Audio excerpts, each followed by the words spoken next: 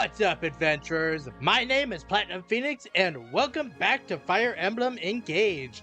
Last time, we learned about Micaiah and Ike's fight, and this time, we have one Emblem Paralog left to do that we have access to. But before we get into that, we have at least one support conversation. Yes, Phoenix and Yunaka, so let's go ahead and see what they have to say. What would you like to talk about today, Yunaka? This isn't easy for me, but I want you to know why I've had a hard time telling the truth. So, I'm just going to lay it all out there, okay? The truth is, I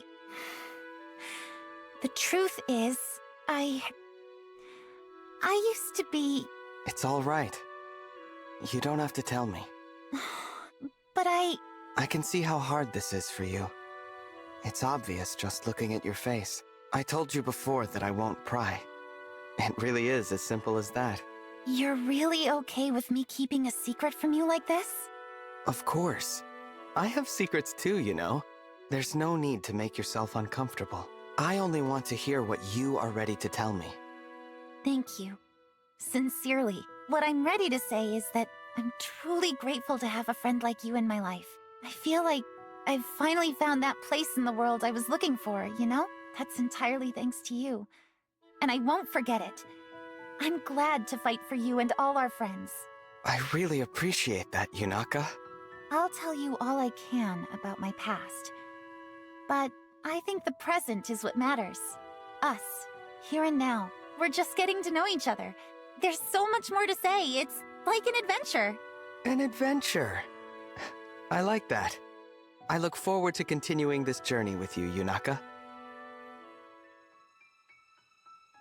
Alright, back on the world map. We just need to head, I believe we're going back to Solm. Somewhere down here. Yeah, it's right here. Paralog, Forgotten Shrine. Suggested Advanced Class Level 10. So let's go ahead and begin the chapter. There's something about this island. It's like a magical energy. The Seabound Shrine was located in a place quite similar to this. What kind of place was that? It sat in the Novus Strait, off of Zofia. There was an altar to the Goddess Mila in a cave. I wonder if that means there's an altar here, too. This place reminds me of those days. I'd just begun to experience life. I was so set on how I thought the world should be that I failed to heed my allies' advice. That doesn't seem like you. Not to me, at least. Back then, I visited Mila's temple, hoping to learn of a way to save my homeland. Then we discovered there was a necro-dragon on the island. That thing could have killed us all, and we'd already fought a band of pirates. Saying it now, I realize how reckless we were. It sounds to me like you were helping people as you traveled. So, would you have chosen the same as I did? Of course. I couldn't ignore anyone in need, no matter how dangerous the situation might be. I know you wouldn't. You're courageous and strong. That's why we're here. I suppose I don't understand. What do you mean? This is where you will face your trial. Defeat me in combat, and our bond will grow stronger. Now take up your weapon, and let's see where your courage can take you. I understand, and I'm going to win. Alright, getting into this chapter. Let's go ahead and unit select. All of these look fine because really there's only 4 units that matter in this chapter. So let's go ahead and swap around spaces. I think... What does it look like when you're here?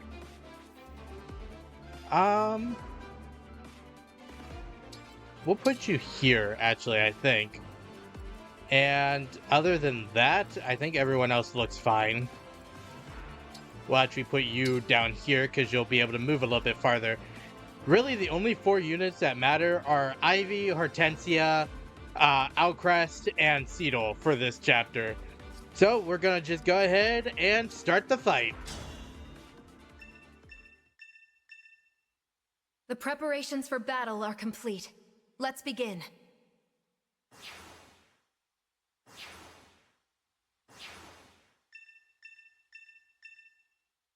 There.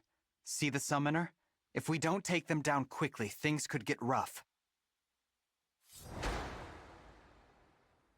You say that, but I'm actually going to completely ignore them. But they are... What he's talking about is these three. If you take out their support units here, they will start summoning more. And if you take them out, you get money, but I don't really find a need to take them out. And also, I want to get into Celica's like connection to this place. She did a pretty good job actually saying most of what I'm about to say. But the main things are that The stage is mine. the main things Emblem, are engage. that she came here looking for a god. So I want to start by talking about the gods, specifically a set of sibling gods. So there's the older brother god named Duma, and the younger sister god named Mila, which is the one that Me? Celica came here looking for. And I actually think I might just... I'm gonna do this. And the two sibling gods got into a fight based on how they thought they should shape the continent of Valentia, which is where Celica is from. Did Celica not teleport? That's interesting. In that case... But Mila believed that the gods should stay out of things, preferring peace and prosperity for the people of Valentia, while Duma believed that humanity would become stronger through tests and hardships from the gods. And this actually caused Duma to get the name the Warfather from humanity, because he was so dead set on having humanity be tested. I'm actually kind of in a bad spot right now. But we're gonna skip ahead a little bit because it's not for a while after that point that the Seabound Shrine actually comes up, which is where the Emblem location, or this Emblem paralogue, takes place. But during the conflict between Duma and Mila ended up disappearing, and Celica, deciding that she wanted to try to find Mila to help win the war against Duma, went to one of Mila's smaller temples called the Seabound Shrine. However, instead of finding Mila, Celica found a Necro Dragon. You know, probably not a thing you want to find. And it was kind of just living within Mila's smaller temple. And in the end, Celica was able to defeat the Necro Dragon and save the residents of the island, but she wasn't actually able to find Mila where she was trying to find her. And I think we're actually just going to end the turn here. But really, that's all there is to say about Celica and the Seabound Shrine, because, like I said, she really just is connected to this place based on... This is dangerous. She's really just connected to this place based on her trying to find Mila and her fighting a Necro Dragon here, which actually is kind of funny, because they put a fabricated worm here to basically represent the Necro Dragon. Like, there's a fabricated worm right here, our phantom worm, which I find it very funny that they put it here to represent what the Necro Dragon would have been.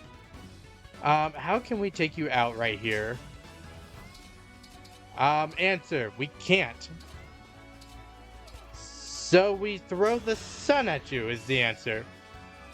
I honestly don't think this is going to be much of a problem, because I must not falter. we're just going to dance here, giving an extra move. And if we even need to use Goddess Dance, we can as well. Because I'm just going to move right here. And we're going to throw the sun at Celica again. Taking her out, or taking out her first health bar, at least.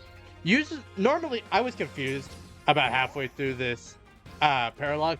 Because normally, I'll do my best. Celica teleports I'm on the sorry first you're turn, stuck with me. but I guess I moved my units in a way that she couldn't reach them, and I'm not far enough to actually reach. So we are just going to leave it to Still adorable. these two. So we're just going to Goddess Dance and allow Ivy to attack 2 more times, basically. All right, Goddess Dance. So Ivy actually is able to fight Celica. And also, I find it kind of weird. I know every other paralogue is like all you have to do is defeat the emblem, but it would have been cool if they made you fight this worm because of, like I said, it representing the necro dragon. Again, I don't think I can take her out this turn, so we're just going to throw the sun at her. I don't think I can take her out this combat, I guess I should say. But she's doing like nothing to Ivy, so there's that too. And yet again, just dance into another giant fireball. The funny thing is, since Anima Force is on Ivy, Celica's defense would have been like -12 there, which is very funny to think about. Just being like, oh, your defense is -12 now, so we're just gonna shoot you with 5 arrows and completely obliterate you. But how is Hortensia and Violet the MVPs? That should really be Ivy and Camilla, but yeah. The victory is yours. That was very well done. Thank you, Celica. You grow stronger, along with the power of your bonds. Keep forging deeper connections with your allies as you fight this war. Do that, and you will have the strength you need to save this world. I understand, and I'll do my best to strengthen the bonds I have, and forge new ones if I can. Once you've used that strength to bring peace, it will be your kindness that you will lean on. With kindness, you can build a world where no one hurts for the sake of hurting. Do you really think that's something I can do?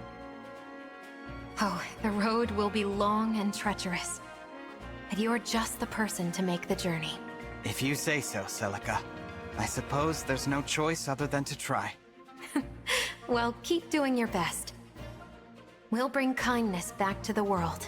Yes, we will.